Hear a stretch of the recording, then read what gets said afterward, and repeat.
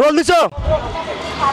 আপনারা প্রথমে আপনাদের পরিচয় এবং কোথায় পড়াশোনা করছেন সেটা একটু বলে শুরু করুন। আমি ধানমন্ডি, আমার নাম মৃত্তিকা, আমি ধানমন্ডি টিউটোরিয়ালে এবার ও লেভেল দিব। ভাই আপনি? আমি Arnab Ahmed Anik, eastern university from 6th semester, BBA department. 21শে ফেব্রুয়ারি কি দিবস? আন্তর্জাতিক মাতৃভাষা দিবস। আমাদের আন্তর্জাতিক মাতৃভাষা দিবস। আপনারা এখানে কি করতে আসছেন, মানে আজকে 21শে ফেব্রুয়ারি এখানে আপনারা কি করতে আসছেন? এখানে আমরা যাচ্ছি আমাদের মানে শহীদ মিনারে যাব, ফুল দিয়ে শ্রদ্ধা জানিয়ে চলে আসব। কাদের প্রতি শ্রদ্ধা জানাবেন? আমাদের শহীদদের। শহীদদের প্রতি। 21শে ফেব্রুয়ারি 1952 সালে কি ঘটেছিল সেটা কি একটু বলতে পারবেন? এটা কি বাঙালি হিসাবে আমাদের জানা দরকার না, প্রয়োজন না? হ্যাঁ অবশ্যই। তো সে সম্পর্কে আপনি কিছু জানেন না? না আমি জানি কিন্তু এখন বলতে পারবো না। মানে আমি এখন বলতে পারবো না। 21শে ফেব্রুয়ারি নিয়ে একটা আপনার জনপ্রিয় গান রয়েছে। হ্যাঁ, আমার ভাই রক্তে রাঙানো 21শে ফেব্রুয়ারি আমি কি ভুলিতে পারি। জি, আপনি তো তাহলে সবই জানেন, তাহলে তো আপনার ওইটাও জানার কথা, আপনি সম্ভবত জানেন। একটু বলবেন কি 21শে ফেব্রুয়ারিতে কি ঘটেছিল? দেশ স্বাধীন হয়েছিল।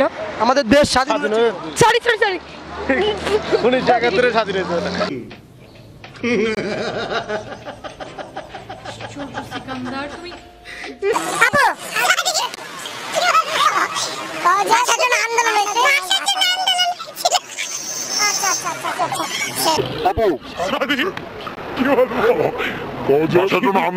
ভাষার জন্য আন্দোলন হয়েছিল।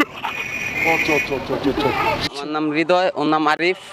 আমরা গার্মেন্টসের জুটের কাজ করি। এখানে আসছি, আমাদের জানি যে শুনছি মুরব্বীর কাছ থেকে যে এই জায়গা আমাদের এই দেশ রক্ষার জন্য বহুত মানুষ জীবন দিচ্ছে।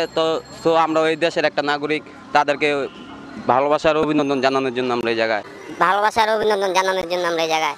ভালোবাসার অভিনন্দন জানানোর জন্য আমরা এই জায়গায়। জি।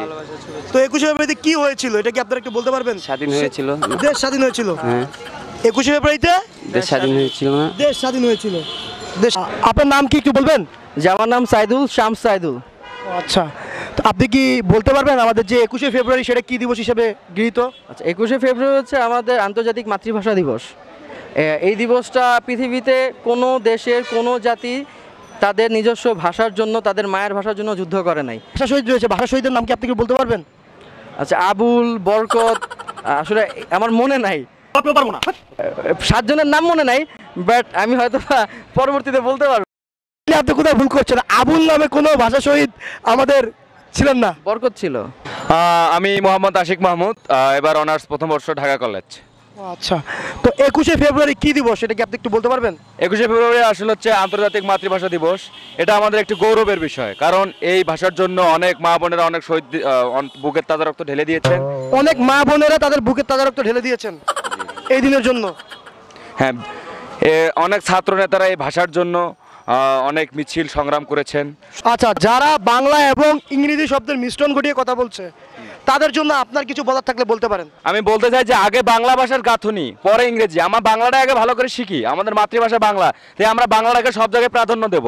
এটাই আমাদের মানে লক্ষ্য, এবং কি ফিউচারে যাতে আমরা বাংলাকে বেশি বেশি সব ভাইয়া ইউজ করতে পারি। আপনি এখন কিন্তু ফিউচার বলেন, এটা একটা বিদেশি শব্দ। আপনি মাত্র বললেন মিশ্রণ দূষণ করা যাবে না, তা আপনি বলেন কিন্তু ফিউচার। হ্যাঁ, সেটাই আর কি, যে এখন যে আমি মানে মানে বিদেশি আর।